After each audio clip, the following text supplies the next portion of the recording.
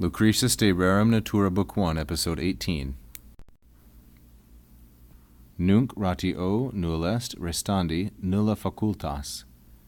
Aeternas quoniam poenas in morte timendum. Lucretius continues, and I've chosen only 2 lines for this episode. It's quite small compared to the last one, but sometimes the flow of the argument, especially in poetry, dictates the number of lines that can be handled at a single time. Now, he says, ratio nulla, no argument, no method, no path, nor any ability, nulla facultas, belongs to these people. That's what's implicit, and so we want something like eis in the masculine plural dative to be the dative of possessor.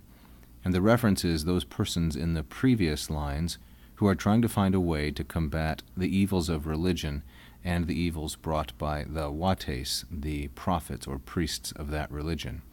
Now there is nulla ratio and a nulla facultas of resisting, restandi, of fighting back against the somnia, recall from the previous portion, the wicked dreams that the prophets and priests bring on the innocent people.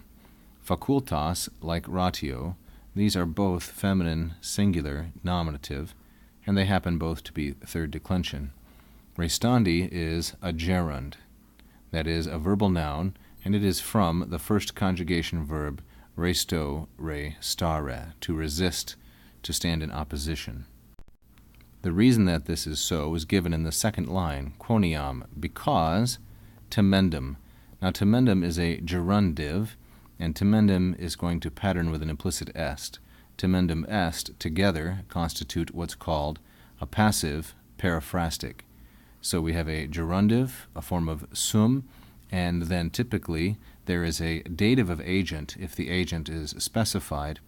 But even if the agent is not specified, as in this instance, the passive periphrastic connotes necessity or obligation. So why is there no ratio, no facultas of resisting? Because, Lucretius says, we must fear, there must be a fearing of aeternas poenas, of eternal punishments.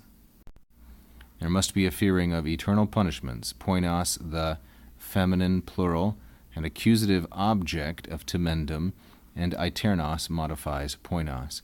In time of death, in morte. We might take this as an ablative of time with the preposition, nevertheless. Now one should ask, how is it that timendum, being a gerundive and thus passive, how can it take an object, poenas?